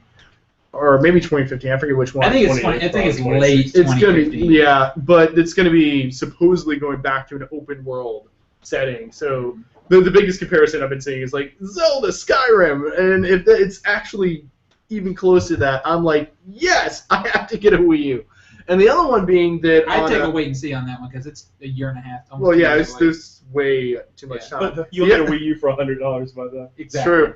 And the other one is last night. Nintendo did a tournament for their new Smash Brothers Wii U that isn't coming out until holiday season this year. Yeah. I just have flashbacks of the Wizard when that came out, when Super Mario Brothers 3 finally just showed up on the screen. Everyone's like, "What the hell is this game?" Yeah. But I watched the tournament last night with friend of the show John, and it was really good. Some of the players used some of the newer characters. Well, we had this argument, I think, Dwayne and I, that was a system seller. To me, it's a system seller. I agree. It's a party game. And the other thing is, right after the tournament, Nintendo announced a new character in Super Smash Bros. For the Wii U. Pac-Man. Yeah, which is hilarious. They announced Pac-Man, and then they had a round for Pac-Man, Mario, Sonic, and Mega Man fighting. Yeah. And it's like, mascots, just go. That's pretty great. Yeah, let's put every known IP in there. If they just worked a deal with Microsoft to get Master Chief in there and they get Snake. Snake has not been confirmed. So I hope so. I didn't put Smash Brothers on the list because we've known about Smash Brothers for 6 months. It's not Here's new, the thing but they're what? doing with Smash Brothers, they're releasing it on the 3DS and the Wii U. So I wonder if they're going to cannibalize themselves a bit because there are a lot of people out there that have 3DSs that don't have Wii U's. I don't think It's a so much because better selling But the system. Wii U makes it party central. in the It's a tournament, four-player game. Smash Brothers has a big You'll tournament get it, following. and we'll come over there and we'll. Oh no! Oh wait, let me Yeah, make yeah. something clear. I will buy this game. I have Yeah. a Wii U. I might as well buy the game. Yeah. Smash Brothers You only have has 4 a, options for the next 6 months. You probably might as well buy Smash it. Brothers has a big tournament following, and they're going to want to play the console anyway. And it looks good. The graphics in Brawl, not Brawl. I keep wanting to say Brawl. The only problem I have with this generation with Smash Brothers is it doesn't have a good name. It's like for the Wii U or something. It's not like Melee or Brawl or something like You that. needed it a little more masculine to make you feel better about yourself. No, I just wanted a catchier name. Considering the new Yoshi game, it involves yarn. Like big. Yeah, and it has a bet. Wait, is this gonna be some kind of Kirby Epic Yarn crossover? That would be really cool. You could just say we. Although I was annoyed that Kirby was like one of the last Now, characters. here's the in one thing I finals. will say. I watched all 3 press conferences complete, and this is probably the first year in the last handful of years that it's kind of across the board that Microsoft actually owned it this year because they literally did 90 minutes of solid games. Do you remember There last was year? none. Do you remember the massacre that happened last See, year? Yeah, they got crushed I heard last year. Nintendo They got- brought the fun. Yeah, Nintendo from They didn't all- even have a real press conference. They didn't need one. They had a freaking tournament that was open to the public, and everybody watched it. Well, if you go and you look, though, at the sheer quantity and quality of games from PlayStation and from Xbox over the next 6 months, there's no comparison between the two. I mean, you're going to have crap to play starting next month all the way through Christmas, and a third of it's going to suck, a third of it you're not going to care about, and the other third is going to be freaking awesome. And that's still more than you're going to get from Nintendo in the next 2 years.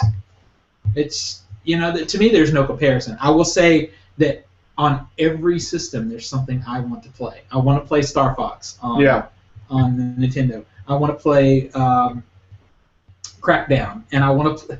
I didn't think I would be excited, but I was excited for the freaking Halo Master Chief Edition because it has all the games on it and all the DLC. So when you get it, you get 100 levels of multiplayer that's all active again. Fantastic.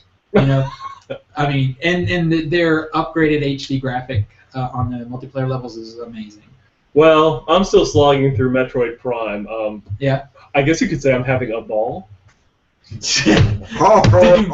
It's a Metroid pun. It was good. There are at least 3 listeners out there that are laughing their asses off. I had a friend of mine who got over this past weekend get the Metroid Prime trilogy for the Wii. That's what I'm working on. And he got the 10 set. I'm like, It's I not. wish I bought it like 5 seconds before you did. What was fascinating, though, is during the Sony event, they were doing the same thing. I mean, they were blowing through some really killer-looking games, and then in the middle, they stopped to do sales statistics, and then they announced the PlayStation TV, which is like a Kindle Fire TV, except you have to have a PlayStation to use it, and it's stupid. Wait, is this a thing that you can? It's $100. Stream games on? Is this? That Well, service? now the one thing I will say this: for some people, it basically is a Kindle Fire TV. You can access Netflix and all this other stuff on it, but you hook it hooks over Wi-Fi to your PlayStation, and you can play. Like, say you put a disc in your PlayStation 4, you could play via it on a different TV in the house. Oh hell, I'm getting too old. I don't understand how this works. So if your main TV is being used to watch a movie, Okay, and you so have far, it so on a good. secondary TV, you can play your games in Okay. there. Let me ask you having this: is there a little box in the back that you have to switch from TV to computer when you do this? I hope not. Then I'm not You have to interested. choose between channel 3 and 4. Better like 3 or better like 4? Can I see 3 again? But it just like totally crushed the press conference. It was like, can we get back to games? So this is not a game system, It's not a game system. but you have to have a PS4 to use Yeah, it. it accesses the PS4 system over Wi-Fi. So it's basically a PS4 It's like a gaming sticker. remote. Is it a service, or do I have to have a physical object to plug into my TV It's a physical object. Yeah. The service that is, interacts and with see, the PS4? This is my problem with Sony altogether. Is their whole architecture is nonsensical. I mean, it's hard to make because they've got PlayStation Now coming out, and I'm still not That's sure what the that one. is. That's the streaming That's service. the service. Yeah, Yes. that's the service. The one thing that caught my attention was, and it's in there, is that show Powers, which is based off of Brian Michael Bendis comic book series, got booted from FX. They were going to have it there. Sony TV picked it up, and they're going to produce the entire thing later this year and put the whole season up on the PlayStation Network. All right, so now this is Sony will have their own channel on this thing. I don't know. I don't know either. It makes no. It's It's not clear, and it will be a disaster, just like it was on the PlayStation 3. Can I say that last night I jumped on I booted up the 360 the first time, and who knows when, because I wanted to grab Vimeo to watch the movie on, and I started looking through the video apps on that system. Holy cow! I don't know what's happened in the last few months, but there's like a Target video app. I guess you can rent films through Target and watch them on the app. That's on the Xbox One also. I'm like, why?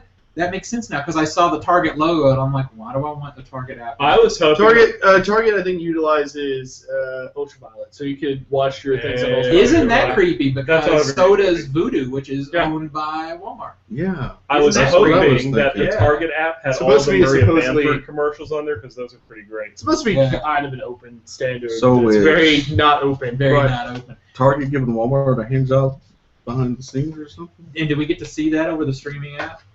That's interesting. Well, it's not like I don't know who's giving who a hand job. It's just Voodoo's a different sort of.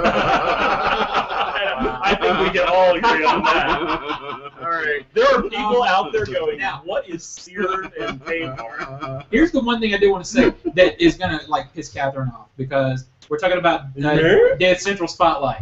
I made sure to note that for you, because I know you're going to be excited for it. It is their Microsoft's first non-independent digital-only title. So you're going to have decent internet to even get it, because you got to download it. It's not a buy-in-the-store situation. I feel... By the time this comes out, I'll have my own internet. I feel like there's a very good chance that they will go ahead and release a physical copy at some point in the future. Well, I don't know. Well, you probably will find it. It's only going to be on PlayStation, though, right? Since it's Microsoft, or is it Xbox? It's Xbox. It's Xbox. It's Xbox. It's Kinect. Yeah, it's Kinect. Okay, now, so it will be the Xbox. Here are then so good. You just have to be able to download it. Is the only thing. But the feeling is, what some of the analysts are saying, is that when you see the Kinect Solo edition come out, when you just buy the Kinect, like the Kinect itself will be $129 and Dance Central will be packed in. Yeah, that makes sense. I mean, because that will be a selling point. Because if you go buy Dance Central by itself at $60 or for $120, you could get yourself the Kinect and the game. That's a smart idea. You know, so that's probably. Oh wait, so there is a physical copy. You just have to be online to use it. Is that what I'm hearing? No, it's a digital digital download. Release. It might have. It's like Killer Instinct. So if they do that, if they do that with the Kinect, what they may have is like a download code or something. It could be. I don't know if they're going to pack in an actual. Yeah, it's a theory, but we'll see when the Kinect comes out. All right. But, so the Xbox already got its power boost. It happened this week. Yep, I had noticed the update. Yeah. I am excited for Mortal Kombat X again. Oh my God, that game looks like so much fun. The video looked really good. I really like the interactive amazing, environment. So. We just picking up the branches right off the tree and hitting people with it looked fantastic. I'm excited. All right, so you read the last one, so I'll take this one. Marvel has announced that actor Vincent D'Onofrio from Full Metal Jacket and Law & Order: Criminal Intent, the upcoming Jurassic World as well, has been cast as Wilson Fisk, a.k.a. the Kingpin, in Netflix's Daredevil series. I'd like to see him as Wilson. I'm actually looking forward to this as well. Yeah. New showrunner Stephen S. DeKnight from Spartacus welcomed D'Onofrio via Twitter, saying, quote, "Huge welcome to the amazing Vincent D'Onofrio as Wilson Fisk, a spectacular addition to the Daredevil family. Hashtag Daredevil." I love it. Meanwhile, Jeff Lowe, Marvel's head of television, has also released a statement, quote, "We're incredibly proud to have an actor with the gravitas and versatility of Vincent joining Marvel's Daredevil in such an integral role," says Lowe. "Wilson Fisk is an iconic villain whose cunning and power make him dangerously equal to our hero." D'Onofrio joins Boardwalk Empire's Charlie Cox, who's cast as Matt Murdock in Daredevil on the series, and Fisk is described as, quote, "a powerful businessman whose interest in the future of Hell's Kitchen will bring him into conflict with the blind attorney Matt Murdock and his alter ego Daredevil." Vincent D'Onofrio is an awesome actor. He is. I think really it's brilliant casting. I think about him in Full Metal Jacket. I'm like, can you bring that sort of looking under your brow craziness and shake your head again? This is my rifle. There are many rifles, but this one is mine. Well, I wanted to find in the headline some way to go, this is my rifle, this is my gun. This one's for fighting and this one's for fun. Hey, that's a great scene in Full Metal Jacket. Oh, yeah. But that his casting gets me more excited for the guy playing Daredevil because I haven't seen Boardwalk Empire, so I don't know how to feel about that actor. But they're doing such a good job. You should feel fine. I should. Oh, you've seen him? No. I'm neutral on neutral on Charlie Cox, but fine. D'Onofrio I'm really excited for. I liked him in Full Metal Jacket. I liked him in Criminal Intent, and generally he's one of those guys who has done a lot of crappy movies, but he's always good in them. Yeah, I always enjoy his performances, so I'm looking forward to this. Yeah, me too. You forgot Men in Black? Oh, that's right. He's in that too. Absolutely. It's true. It's true. All right. Men in Black. There you go. Well, AMC's The Walking Dead will be making an unprecedented return to the Halloween Horror Nights event at both Universal Orlando Resort and Universal Studios Hollywood locations for a third consecutive year, returning as the largest maze in Halloween Horror Nights history, with more characters in a single haunted house than ever before. The new maze will be inspired by Season 4 of the top-rated TV series, as guests are placed at the heart of the harrowing journey to seek sanctuary at Terminus, an elusive destination that promises community for all. Who the hell would want to go there? Did they not see the last episode? Spoiler alert. They didn't because they gave up after Season 3 was a complete... Nobody likes them. Don't, Catherine. Keep reading. I can't wait for visitors to experience firsthand some of the iconic moments from Season 4 and what will be the biggest, most exciting, and frightening Walking Dead maze to date, said Greg Nicotero, executive producer and special effect makeup supervisor for the series. Guests will encounter iconic scenes from Season 4 of the hit show. Beginning at the prison, fans will enter the cell block where the infection began, escape into a massive big spot location with a crashed helicopter ripping through its ceiling, and journey to the... How do you say that? Where are you? That one. Dilapidated. Yeah, that one. Overrun with walkers. These and other incredibly immersive environments culminate to the maze's finale, taking you to the end of the line, Terminus. This year's maze will be an entirely new experience, featuring never-before-seen walkers and brand new scares. Certainly sounds like fun, doesn't it? Community for all, sanctuary for all. I love how you put this in, saying how I can't go. I know. I think it's fascinating, though, because Universal's gotten so much attention this summer for the new Harry Potter, and now this. It's really sort of changing what the definition of a theme park really is. And you even see Disney bending to that a little bit now with their new ride, because they actually have a more adult-oriented ride, not thematically, but style-wise. It's a little more... What is it? I'm trying to think which movie it's based off of. They've got a new ride starting next year. Avatar. No, it's not Avatar. It's off one of the... I think it might be a Seven Dwarfs thing, maybe? They Mine ride. opened it. Yeah. That's a kid ride. Okay, maybe that's not the so one I'm very thinking good. of. Okay, maybe because this is something new they've got coming. Because the new one they have coming is in the Avatar land. Yeah, and Maybe- that one maybe- is a little more adult. And then they're also opening up Star Wars land, but they've already got the Star Wars themed ride up. And then I don't know.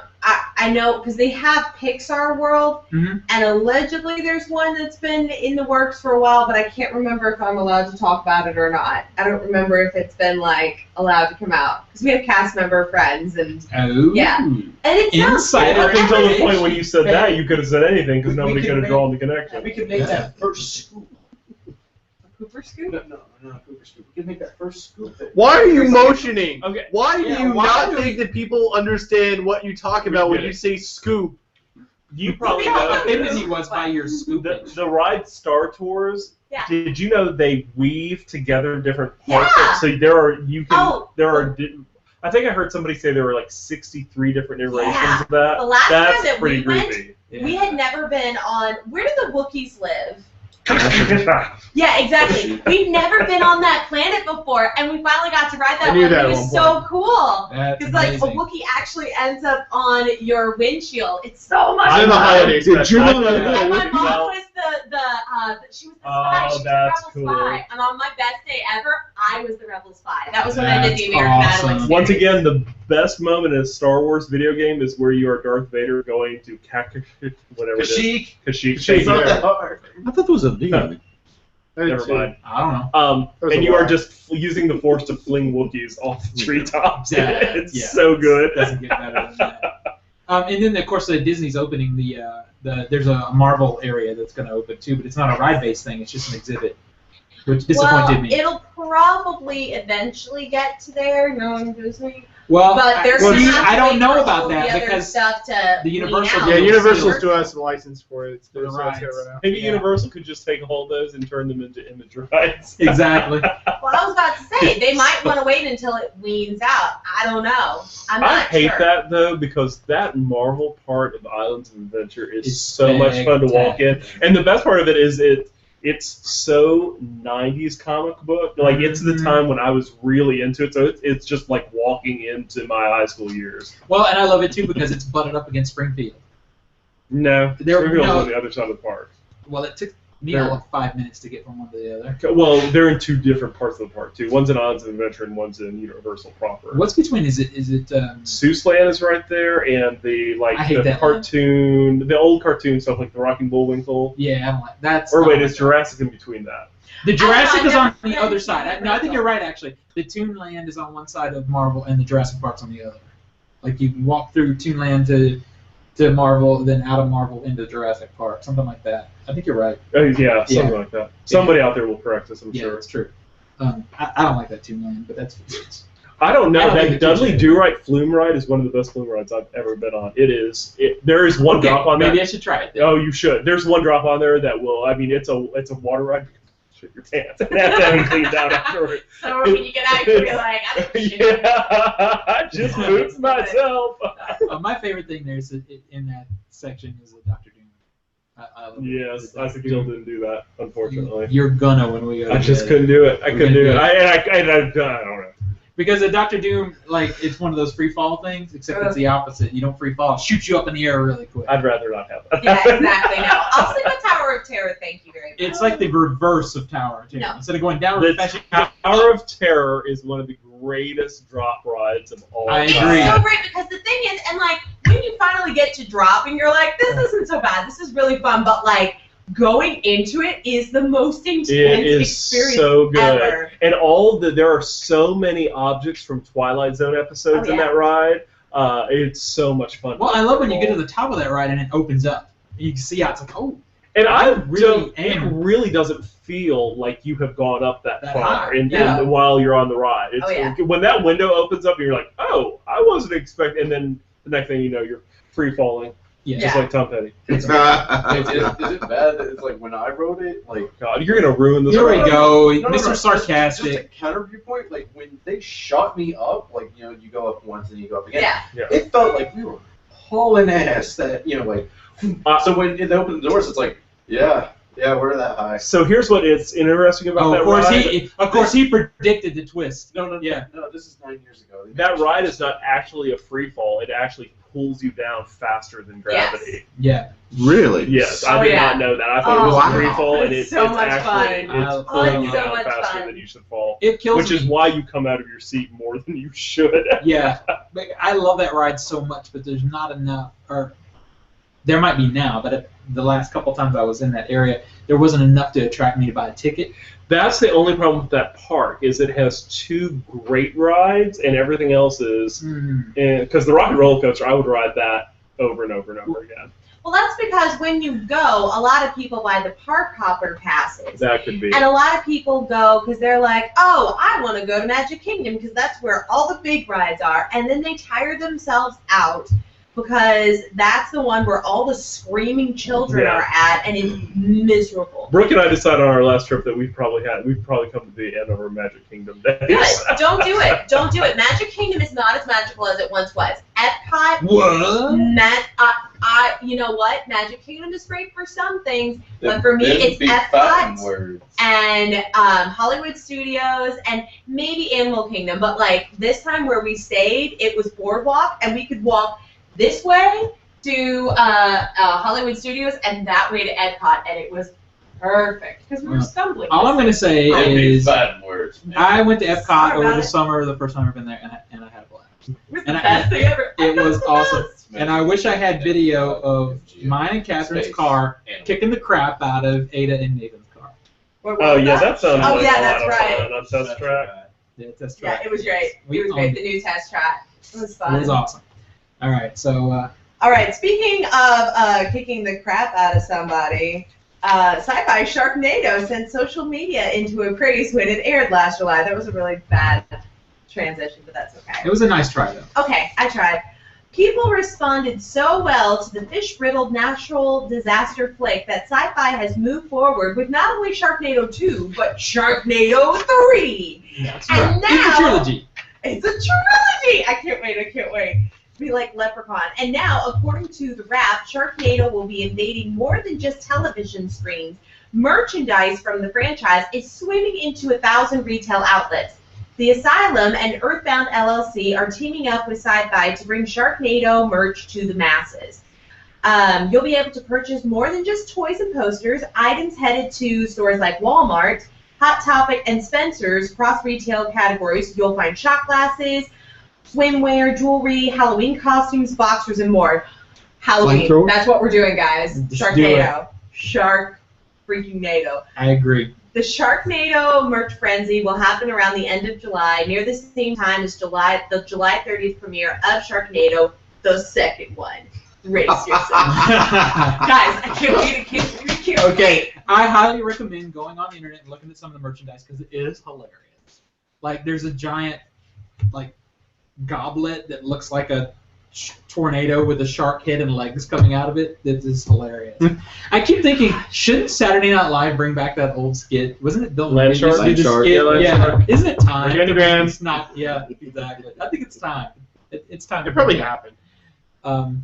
I think Sharknado, the second one, is a perfect culture smash versus situation. Oh, please, let. I think. I can't. Have you seen the list of things we have threatened to versus lately? Well, that one comes on TV, so we can just gather here and watch it and drink beer. Come on, make a drinking game out of it. Every time we can tell Tara Reid had a bad boob job, we take a shot. Well, and we're She drunk. racist. Congratulations. Yes. What? And what? Time Yeah, is but it? she's totally in it. She's totally in the second one. Yeah. Yeah. Mm-hmm. I don't know about the third one, but she's in the second one. Cool. All right, what do we got? Is it? It's your turn. Oh, I guess it's Too Small for Rent. Yeah. Cosmos is new on Blu-ray, along with True Detective, Jack Ryan, Shadow Recruit, and Non-Stop. Don't know if anybody's been watching Cosmos. Brooke, Reese, and I watched the first episode. Was it good? We have never talked so much about a TV show after I watching really it. want to watch it. I saw like the first Great, half, great. and I had to leave. I wasn't able to finish the first half of the first episode, but it was really good. It's all And on I- demand now. I saw. And it all goes up on Hulu too. Yeah. So You you can get watch it there. smarter just listening to Neil deGrasse Jr. High Tyson talk. He is so awesome, and he breaks things down to a point where Zach can understand it. So, Damn. Wow. Yeah. so I highly, even after just one episode, I highly recommend that I was show. gonna say if Reese can The understand it, Zach can the definitely season's supposed understand to it. wrap. I think wrapped up either this past weekend or the This weekend. past weekend. Is it a multi-season thing? I thought it was. It just might a be. miniseries. I It think might it's just a be. miniseries. Yeah. It's a sequel to the Carl Sagan. It's on my Cosmos. summer list. I don't But think but it's like been everyone like Seth MacFarlane's going like if you guys support it and watch it on stuff, we may be able to get more. Seth MacFarlane being one of the executive producers, driving forces behind the show, which is so weird. That is bizarre. One of my favorite things he does on the first episode is he takes all of existence and says, let's pretend from the beginning of time, whenever that was, until now, let's You mean pretend about like 1,800 years ago? Yes, exactly. And, let's pretend that that's a calendar year.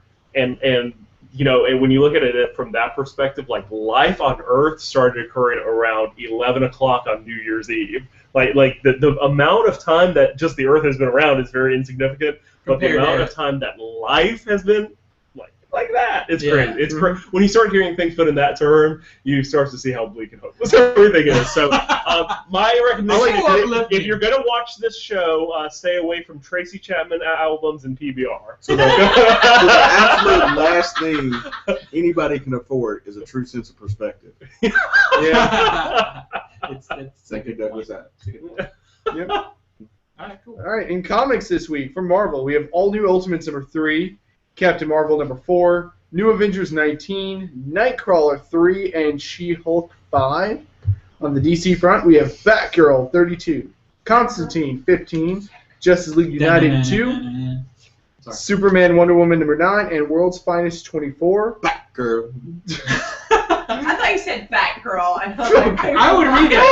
It's like PHAT girl. Wow. And it's blaxploitation. Exactly. That would most likely be in the smaller presses, which from those we have Ape Sapien 13, Angry Birds comic number 1, What? Red City number 1, Star Wars number 18, as that one's winding down when Marvel gets the license back, and Walking Dead number 128. When you said fat And you girl, can see the full list on CultureSmash.tv. Yeah. remember that time we saw that big woman singing Pat Benatar songs? You kept calling her Pat Benatar. That was awesome. That was awesome. I did not. That's not really. I was like, It seems like something you do. how wasted was I? But when you kept I don't yelling, think I would. what was inappropriate is when you kept singing. So when you kept yelling, "Sing Love is a Battlefield." That was not cool at all. Wow.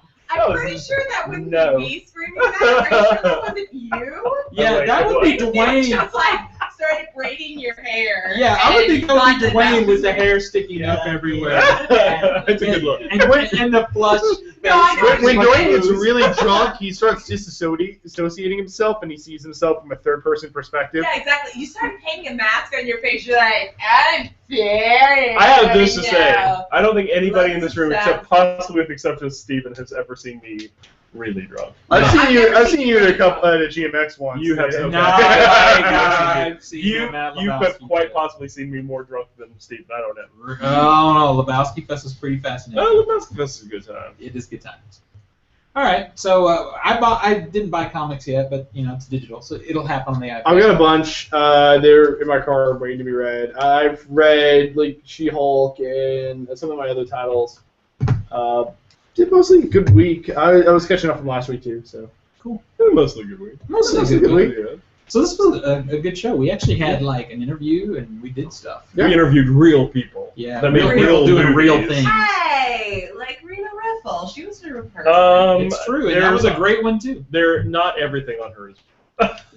That's a fact. Doesn't make it That's bad. a the fact. percentage of realness on the people that we interviewed today was higher. Well, yeah, because that's because they're dudes. That's We made us lacquer comedy. that's true. Dwayne, we're going to find you on the internet. You can find me anywhere and everywhere at Dr. Worm75. That's Dr. Worm75. So They radio. call me Dr. Worm. Good morning. How are They you? can call you I'm like Dr. call you Worm. Doctor. D-R-W-O-R-N. Like a Kiss song. Call you Doctor. And how do you spell that? What? So what? T-H-E-R. I don't know.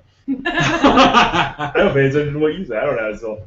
Uh-oh. You got quick, cut to commercial! I'm looking you up in my head. What is going on? My mind's about to blow up. All right. Nico, go! Go, Nico. You can find me at nicoscream.com, twitter.com/nicoscream. I'm also on Tumblr now at nicoscream.tumblr.com. Oh, I signed up for this service. God, what is it called? Facebook. So I'm probably on there. If anybody's yeah, using that's that, true. you can Oh, maybe find me on good. there. It's good to know. Is You that, joined is us. that a newer? I think it's new. Social platform? I I think think it's something new. We haven't done that. I've been, before. actually, I'm on a newer one. It's called MySpace. I got an email on from that them today. Friendster, that's where it's at, man. I actually got an email. What about from- LiveJournal? I mean, that's the one like. LiveJournal. Actually, I've got one. I've got one. No. You can Or find- Actually, you know what? You know what was weird? So George R. R. Martin finally got, the guy who created Game of Thrones, finally got a Twitter account. Wait, And you know the show you're on. You don't have to say those two things together. Which part? No, Jordan R. R. Martin, the guy who created. Just in case, just to cover my bases. So He's doing that for Catherine's benefit. Sorry. he just got a Twitter account, and it's actually him. It's verified. And the first tweet is, I don't really tweet much. Go read my live journal. Oh my God, really? And hey, I got a question. Why the hell is he writing on the internet when he should be writing the next book? The other, I got time to live journal. Write the book. Well, to be fair, he did not. To be fair, he did not have time to actually post the link to his live journal account in that tweet. So maybe he was busy writing. I don't care. Did he have time to tweet? That was 140 characters. And he killed most of them. Yeah. Oh my gosh, that is the greatest joke ever. We have just, I mean, why is George R. R. Martin not allowed on Twitter? Because he keeps killing the 146 characters. You should totally make a Game of Thrones video. I said that in my review. To be fair, that's not a new joke. It's not. Oh, Okay, but it's good. For Dwayne. Good. Yeah. It's not a new joke for Zach either, I so guess he's you not can all. read my review now. Well, nobody wants to. I don't want to read your spoiler-laden I was stupid gonna review. say. Let's go there. I always have an introduction. So anyway, Mike, where Wait a do we minute. find you? Yeah, Mike, where are we gonna find you? Don't worry about finding me. I'll find you. And Just look for on Google Plus. Just look for Clovis Chitwood or on CultureSmash.tv. Nice. Catherine? I'm not gonna say. I do Instagram, and now that I have my new handy dandy iPhone, you can actually find it there. Ooh. corporate shill. Yes. Yeah, because we're getting so much money from Apple. Welcome to the early 2000s. Oh gosh. So yeah, that. To be fair, that that didn't come out to like 2007. That's not really early. That's true. It is the early you can 2000s. find me Not chronological. Instagram, Facebook. I don't tweet that much, but with all of that, it'll either be under Catherine Holder or under Darren and How do you Dan. spell it?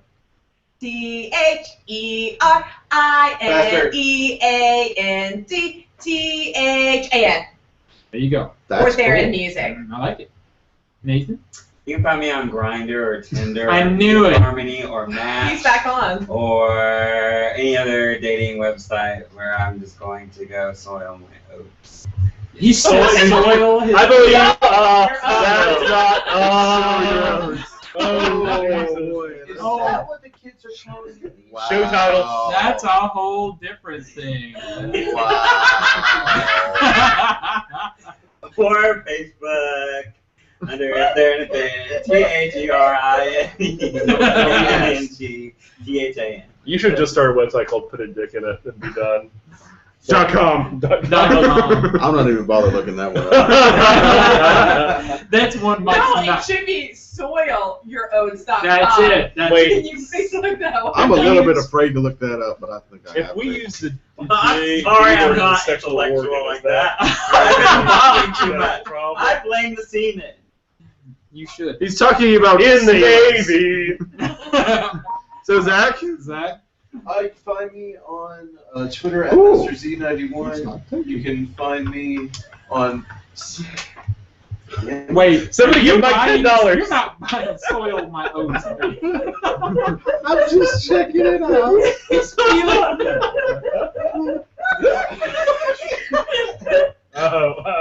Well, show over, everybody. We'll see you next week. Catherine Bitter destroyed I'm you. just soiling my oats right now, so I don't need to shave my legs. You can find me on YouTube at. No, there's no ad. It's basically spelled near 91, and I don't know, there was something else, but. Okay. Steven. Find me on Twitter at CultureSmash. CultureSmash TV on Facebook. And then, of course, CultureSmash.tv. And go to CultureSmashNashville.com. We're not going to talk about what it is right now. Just go take a look, and you'll see the new project we are working on here. We have a new project. We have a new project. So go take a look. I guess that'll bring us to the end. I want to say thank you to the guys. Go to FourDogsTheMovie.com. Check That out was their so movie. cool getting to talk to them. Yeah, That was really cool. pretty great. And So- Oliver didn't smack once. I'll just. point That's that out. right. He did. He didn't Good smack for one him. time. Good job. Good job. All right. So thanks everybody. We will see you next week. So soilmyoats.com is